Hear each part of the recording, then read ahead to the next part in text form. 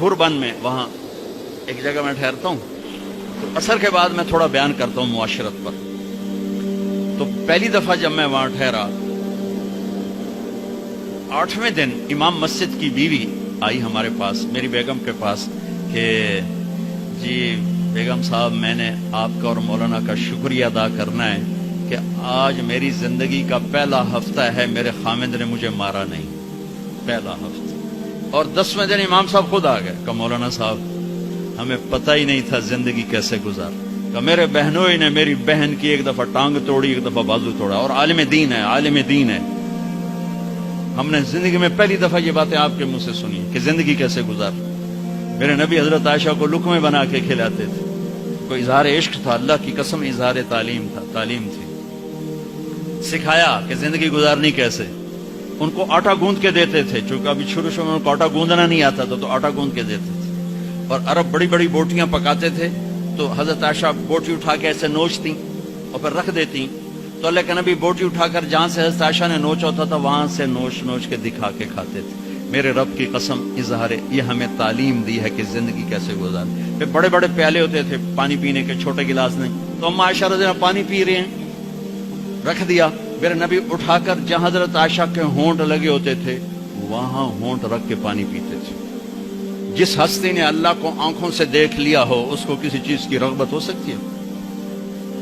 जन्नत भूल जाएगी जब अल्लाह अपना दीदार कराएंगे, अब पर्दा पोशी फरमाएंगे तो कहेंगे या अल्लाह जन्नत नहीं चाहिए, तू चाहिए, बस तुझे देखते रहें, बैठे रहें तसव्वुर जाना किए हुए अज लज्जत दीदार खुसरो चतवा गुफ्तन सरदादन जादादन ना दीदा रुख यारे मा तज़व्वजतु वमा ज़व्वजतु इल्ला बिवहयिन मिनस समा नज़ल बिही जिब्रील। लोगों, मैंने जहां शादी की, मैंने जहां बेटी दी, पहले आसमान से वही आई, फिर मैंने कदम उठाया।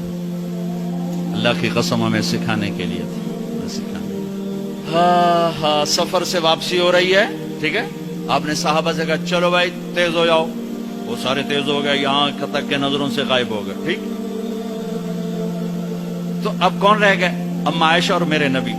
तो अम्मा आयशा नहीं, मेरे नबी ने कहा आयशा दौड़ लगाएं, दौड़ लगाएं, लगाएं।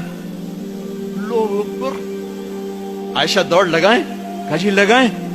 तो हज़रत आयशा फरमाती मैं आगे निकल गई, लेकिन नबी पीछे रहे। फिर कुछ अरसा गुजर गया, कई साल गुजर गए, फिर एक सफर से वापसी हो रही। आपने कहा हाँ भाई आगे जाओ, वो सारे आगे जा गए, उछल हो गए। आपने कहा आयशा दौड़ लगाएं, कहा जी लगाएं। तो कहा उन दिनों में मोटी हो गई, तबद्दंत का लफ्ज मुझे याद है, कहा मैं मोटी हो गई थी।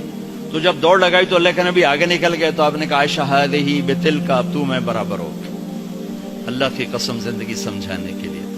जिहाद का सफर सारा सहाबा का काफिला है, जंग का जमाना है, दुश्मन चारों तरफ है, और हम अम्मा आयशा रज़ी अल्लाह अन्हा ऊंट पे बैठी और हाथ लगाया तो हार गायब।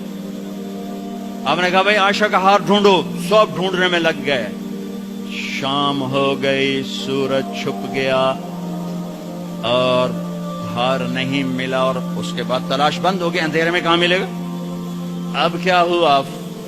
पानी रात को इशा में खत्म हो गया, फजर की नमाज का वक्त दाखिल होने वाला हो गया, और पानी कोई नहीं, तयम्मुम की आयात नहीं उतरी। लोगों ने अबू बकर को ताने देने शुरू किए, तेरी बेटी की वजह से अब नमाज का क्या बनेगा। अल्लाह ने आयात तयम्मुम उतार दी, फतयम्मम, चलो तयम्मुम करो। अब सारे सहाबा में खुशी की लहर, और साद बिन उबादा कहने लगे आले अबू बकर, ये पहली तो नेमत नहीं है जो तुम्हारे घराने के तुफैल हमें मिली है, इससे पहले भी बड़ी नेमतें तुम्हारे घर की तुफैल हमें मिली हैं। अल्लाह ने तयम्मुम की आयत उतार। मेरे नबी ने काफिले को नहीं चलाया, यहां तक कि हजरत आयशा ने कहा अच्छा या रसूलुल्लाह अब चलें, हार को छोड़ें। फिर मेरे नबी चले, और जब ऊंटनी को उठाया तो हार उसके नीचे पड़ा हुआ था, वो सारा बाहर ढूंढते रहे, हार नीचे चला गया था गिर कर। ये मेरे नबी की जिंदगी है।